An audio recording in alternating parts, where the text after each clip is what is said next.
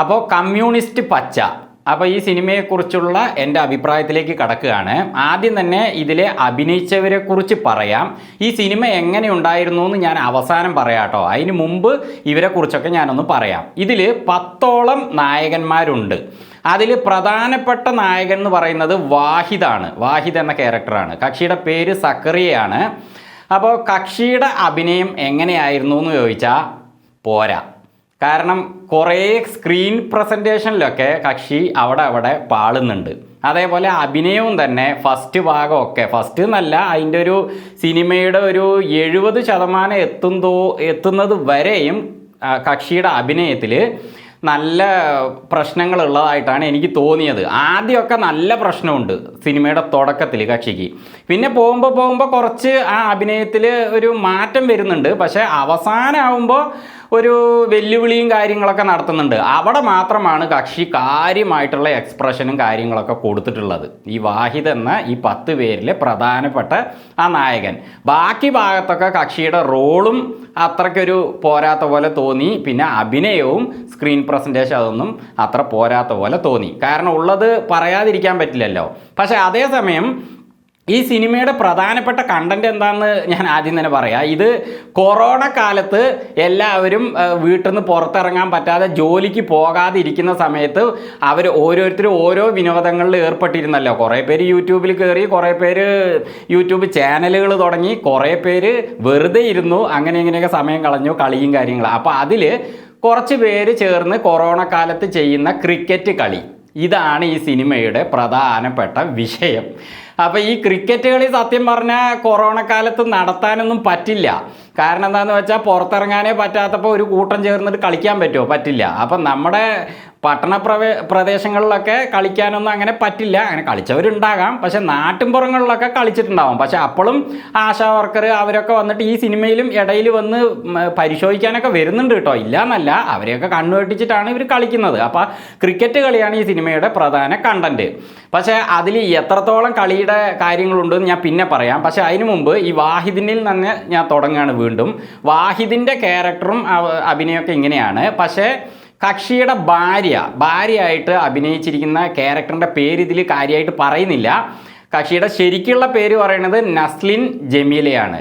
ഈ കുട്ടി ഈ സിനിമയിൽ പൊളിച്ചിട്ടുണ്ട്.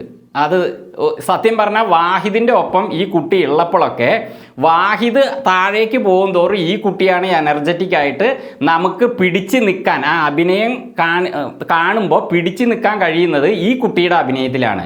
ഈ കുട്ടിക്ക് കൊടുത്തിരിക്കുന്ന റോളും അങ്ങനെയാണ്. അഭിനയ മികവ് നന്നായിട്ടുണ്ട്. സ്ക്രീൻ പ്രസൻറ്റേഷൻ എവിടെയും ഈ കുട്ടി തെറ്റിച്ചിട്ടില്ല. നന്നായിട്ട് ഈ കുട്ടി അഭിനയിച്ചിട്ടുണ്ട്. പലപ്പോഴും വാഹിദിന് വേദവാക്യങ്ങൾ ഓതിക്കൊടുക്കുന്നത് ഈ കുട്ടിയാണ്. അത് വാഹിദ് ചെയ്യുന്നുണ്ടോ ഇല്ലയോ എന്നുള്ളതല്ല, അതൊക്കെ കാണുമ്പോൾ ഒരു നല്ലൊരു വൈഫ്, അതായത് ആകെ ഒരു ചെറിയ ഭവനം, അതിൽ മക്കൾ, അതേപോലെ ഒരു പരിമിതമായ അവസ്ഥ, ഒരു ചെറിയ കുടുംബം, ഇങ്ങനത്തെ ഒരു അവസ്ഥയിൽ, വലിയ സാമ്പത്തിക ലെവലൊന്നും ഇല്ലാത്ത അവസ്ഥയിൽ ഒരു ഭാര്യ എങ്ങനെ ഇരിക്കും? ആ രീതിയിൽ ആണ് ഈ നസ്ലിൻ ജമീലയ്ക്ക് അഭിനയിക്കേണ്ടത്. ആ കുട്ടി ആ കാര്യത്തിൽ പൊളിച്ചിട്ടുണ്ട്. അതേപോലെ തന്നെ അതേ രീതിയിൽ അത്രയും അഭിനയ മികവ് ഉള്ളത് ഈ വാഹിദിൻ്റെ അമ്മയായിട്ട് ഈ സിനിമയിൽ അഭിനയിച്ചിരിക്കുന്ന ഒരു അമ്മ. അവർക്ക് നോക്കിയാൽ ഒരു 80 വയസ്സൊക്കെ തോന്നും കേട്ടോ. പൊളിച്ചിട്ടുണ്ട്. ശരിക്ക് ഒരു താത്തയായിട്ട്, താത്ത മീൻസ് മനസ്സിലായില്ലേ, മുസ്ലിംസിൽ താത്ത എന്ന് പറയുമല്ലോ, അങ്ങനെ ഒരു അമ്മ, വളരെ പ്രായമായ അമ്മ എങ്ങനെയിരിക്കും ഒരു മുസ്ലിം ഭവനത്തിൽ? ആ രീതിയിൽ ഞാൻ ശരിക്കും എൻ്റെ തൊട്ട വീട്ടിൽ ഇങ്ങനെ ഒരു അമ്മയുണ്ടായിരുന്നു. ആ അമ്മേനെയാണ് ഞാൻ ഈ അമ്മയിൽ കണ്ടത്. അവരുടെ വർത്താനവും കാര്യങ്ങളൊക്കെ നന്നായിട്ട് ചെയ്തിട്ടുണ്ട്. ആ അമ്മയുടെ പേര് സരസ ബാലുശ്ശേരിയാണ്. അവർ പ്രായമായിട്ടുണ്ടെന്നേ ഉള്ളൂ. അഭിനയത്തിലൊക്കെ പൊളിച്ചിട്ടുണ്ട്. പിന്നെ മറ്റൊരു ക്യാരക്ടർ ഈ സിനിമയിൽ നന്നായിട്ട് അഭിനയിച്ചതായിട്ട് എനിക്ക് തോന്നിയത് ബബീഷ് എന്നൊരു ക്യാരക്ടർ സിനിമയുടെ ഒരു ഭാഗം ഒരു 30% സിനിമ കഴിഞ്ഞതിന് ശേഷം കയറി വരുന്നുണ്ട്. ആ കക്ഷി ആദ്യം വരുമ്പോൾ തന്നെ ആ വെറ്റിലയൊക്കെ ഇങ്ങനെ ഇട്ട് വായിൽ ചുരുട്ടി ശരിക്കും വെറ്റില ചവയ്ക്കുന്നവരെങ്ങനെ അതന്നെ നമ്മൾ അയാളുടെ ഒപ്പം വായ ഇങ്ങനെ ആക്കുന്ന പോലെ ആയിപ്പോയി. കാരണം പുള്ളീനെ കാണിക്കുമ്പോൾ തന്നെ അങ്ങനെ കാണിക്കുന്നത്. കക്ഷി നല്ല എനർജറ്റിക് ആയിട്ട് തന്നെ അഭിനയിച്ചിട്ടുണ്ട്. ബബീഷ്, കക്ഷിയുടെ പേര് ഷംസുദ്ദീൻ മങ്കരത്തൊടിയാന്ന് തോന്നുന്നു. ഷംസുദ്ദീനാണ് പേര്. കക്ഷി പൊളിച്ചിട്ടുണ്ട്. ഇനി ഈ സിനിമയുടെ അവസ്ഥ എന്താണെന്ന് പറയാൻ അതിലേക്ക് കടക്കുകയാണ്. സത്യം പറഞ്ഞാൽ ഈ സിനിമ എന്തിനാണ് ഇവർ ഈ രീതിയിൽ എടുത്തത് എന്ന് തോന്നിപ്പോയി. ഇതിൽ കളിയാണ് പ്രാധാന്യമായിട്ട് കാണിക്കുന്നതെങ്കിൽ കളിയിൽ നല്ലപോലെ ത്രില്ലിങ് കൊണ്ടുവരണം. ത്രില്ലിങ് കൊണ്ടുവരുന്നതിന് പകരം ഈ കളിക്കാരൊക്കെ തമ്മിൽ വെറുതെ തമ്മിലടിയും പ്രശ്നങ്ങളും തമ്മി ഒരു സഹകരണം ഇല്ലാതെയും കളിക്കാൻ ഒരുത്തൻ ഇൻട്രസ്റ്റ് ഉണ്ട്, ബാക്കിയുള്ളവർക്ക് ഇല്ലാത്ത പോലെ, പിന്നെ അവൻ ഒറ്റപ്പെടുക, പിന്നെ മറ്റുള്ളവർ, അങ്ങനെ എന്തൊക്കെയോ ആയിപ്പോയി. കളിയിൽ ഒരു ഇൻട്രസ്റ്റ് നമുക്ക് തോന്നണ്ടേ? ഇപ്പോൾ ഉദാഹരണം പറഞ്ഞാൽ ലബ്ബർ പന്ത് സിനിമ വളരെ ചെറിയ ബഡ്ജറ്റിൽ എടുത്ത സിനിമ, അത് എവിടെ എത്തി? ടോപ്പ് പടം. ടോപ്പ് പറഞ്ഞാലും പോരാ.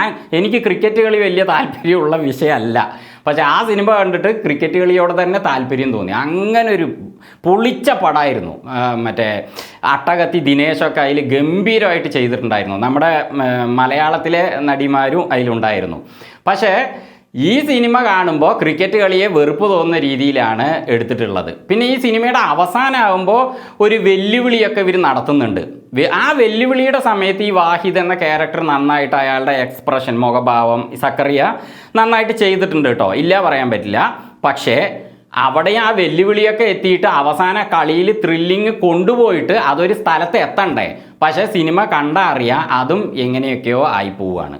അപ്പോൾ ആ ത്രില്ലിങ് കൊണ്ടുപോയിട്ട് ഒരു ലെവലിലേക്ക് എത്തിക്കാനും ഇവർക്ക് ശ്രമിക്കുന്നില്ല. ഇവർ വേറെ വഴിക്ക് കളിയിൽ നിന്ന് വിട്ടിട്ട് വേറെ കാര്യങ്ങളിലേക്ക് പോവുകയാണ്. അപ്പോൾ അവിടെയും ഒരു ത്രില്ലിങ് പോരാ. പിന്നെ ഈ സിനിമയുടെ ഫസ്റ്റ് ഭാഗത്ത് തന്നെ കുറേ ലാഗാണ്. കളി തുടങ്ങുന്നതിന് വരെയും കളിക്ക് ആ സമയത്ത് ഇവരെയൊക്കെ പരിചയപ്പെടുത്തുന്ന അങ്ങനത്തെ കാര്യങ്ങളൊക്കെ ഉള്ള അതുവരെയും വളരെ ലാഗാണ്.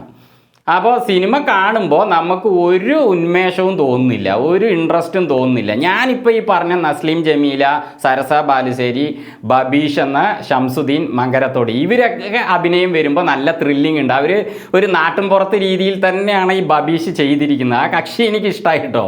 കക്ഷി ആ വെറ്റില ചവയ്ക്കുന്നത് മുതൽ അതേ സ്വഭാവമാണ് കക്ഷിക്ക് നിന്ന് കാണിച്ചുകൊണ്ട് കളിക്കുന്നതും എല്ലാ രസമുണ്ട്. ഭാര്യയുടെ പിതാവ്, അതായത് അമ്മായി അച്ഛൻ കൊണ്ടുവരുന്ന കിറ്റും കാര്യങ്ങളിലൊക്കെ അങ്ങനെ അപ്പോൾ ജീവിതം അങ്ങനെ മുന്നോട്ട് കൊണ്ടുപോവുക, അപ്പോഴും കുറ്റം പറയുക, അപ്പോൾ ഭാര്യയ്ക്ക് ദേഷ്യം വരും. അപ്പോൾ അങ്ങനത്തെ കാര്യങ്ങളൊക്കെ ആ വൈഫ് എന്ന നിലയ്ക്ക് കക്ഷി നസ്ലിം ജമീല നന്നായിട്ട് ചെയ്തിട്ടുണ്ട്.